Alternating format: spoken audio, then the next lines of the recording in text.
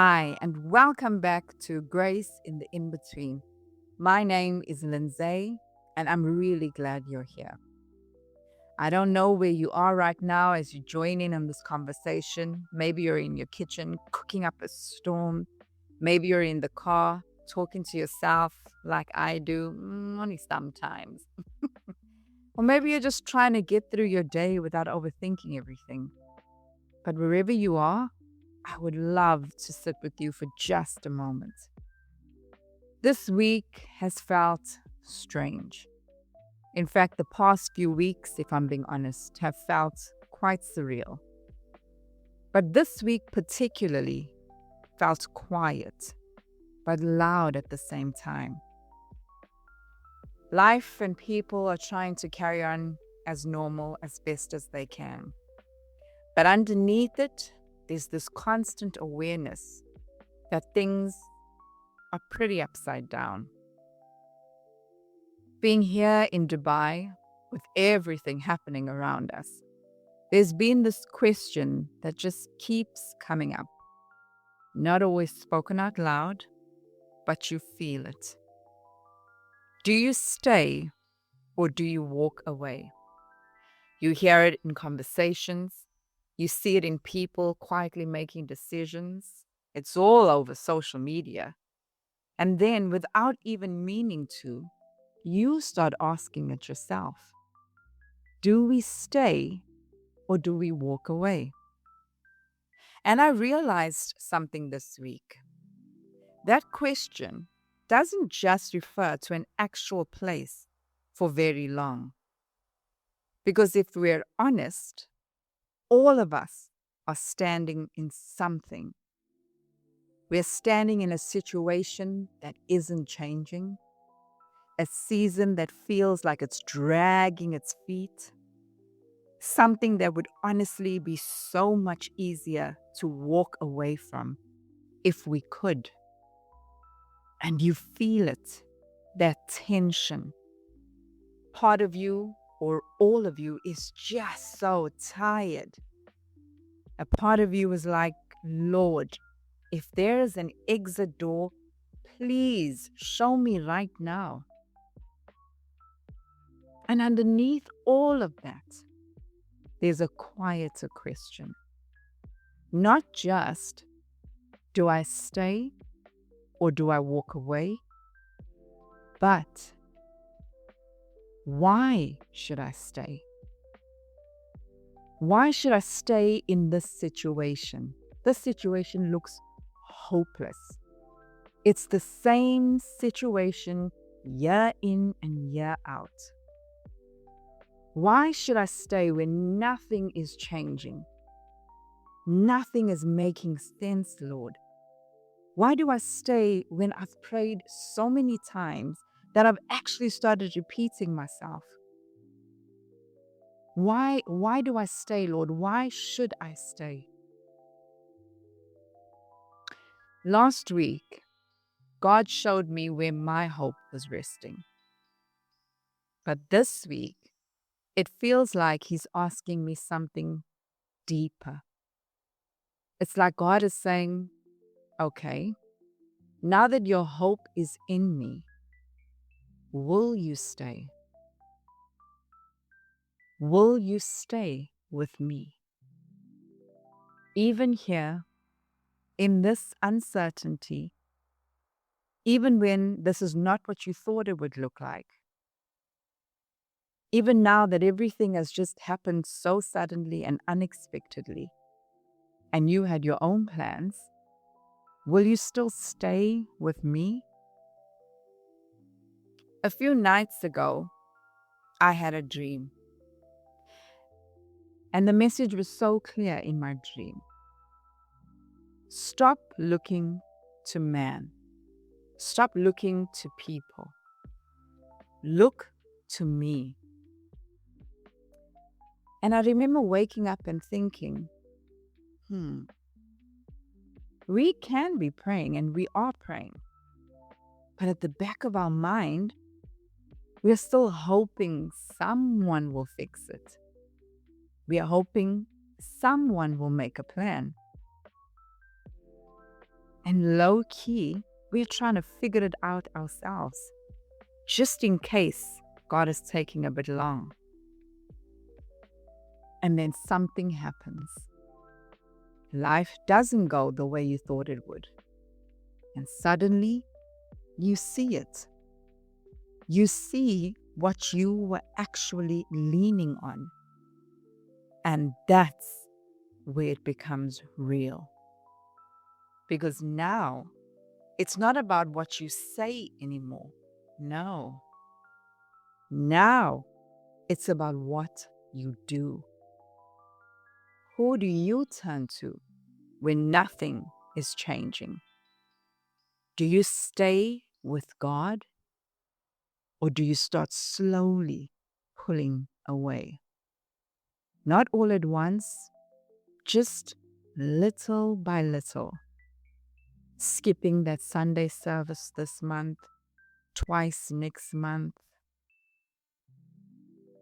Because there are those moments, and I know you've had them, where it's just you and God. There's no perfect prayer. There's no, wait, let me write it down first. Let me think about it. No. It's just you and God. And you going before God and saying, God, I don't understand this. I don't know what is going on. And you just sit there. No words, just so deflated.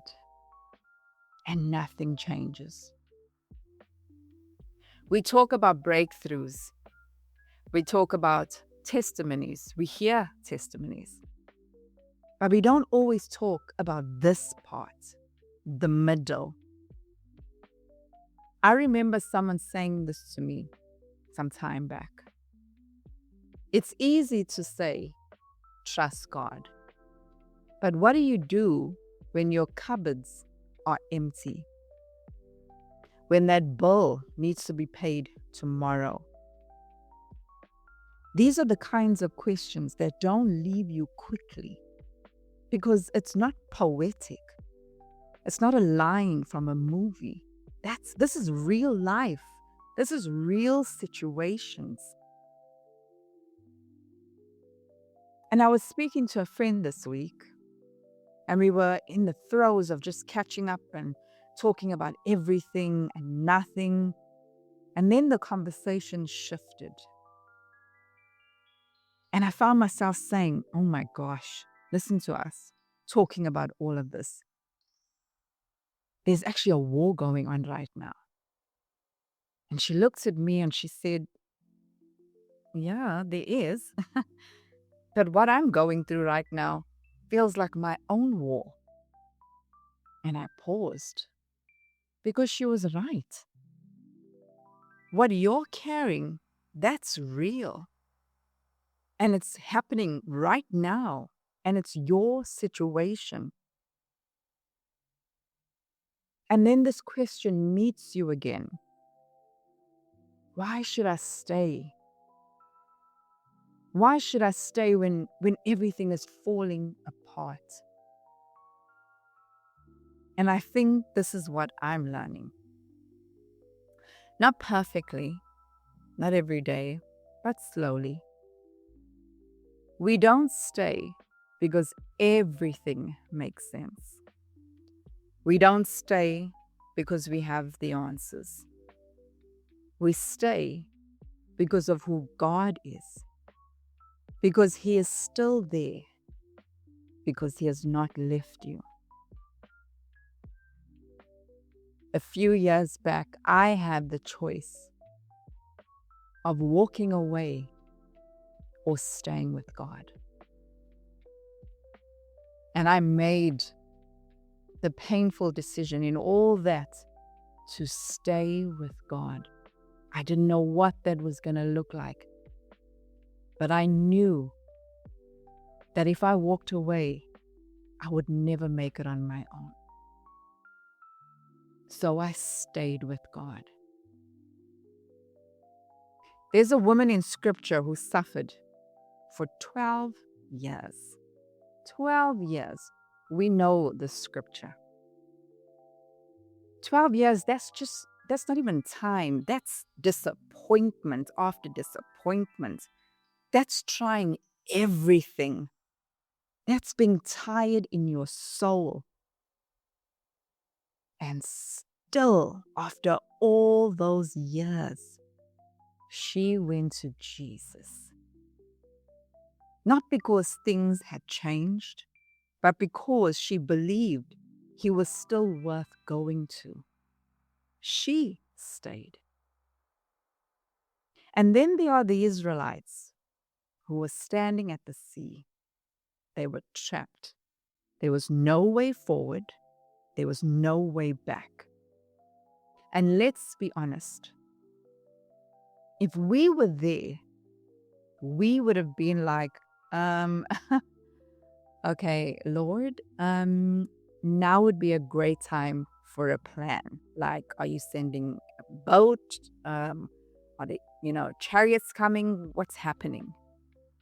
And it didn't look like there was a plan. But what happened? God made a way. And that's what we forget. We want to see the way. We want God to show us, okay, go down this road and then you're going to turn left and then you're going to go across the road and there's going to be a stop street. No, it doesn't work like that. You can't want to see the way and then you will decide if you're going to choose to stay. Because the way only comes when you choose not to walk away. Why do we stay? We stay because God is with us. We stay because He sees us. We stay because even when we don't see it, He is still working. And sometimes staying doesn't look strong. It looks like getting up off of the floor again. It looks like choosing Him as you open your eyes and choose Him again and again. It looks like saying, God, I don't understand anything. I don't know what's going to happen, but I'm still here. And that is enough. So if you're asking that question today, why should I stay? Stay because God is with you. Stay because He has not left you. Stay because even here, even now, He will make a way. For His word says, never will I leave you. Never will I forsake you. And know this, God is still God, even here, even now. And maybe this week, the only thing that you need to do is to choose to stay. And until next time, may you find grace in the in-between.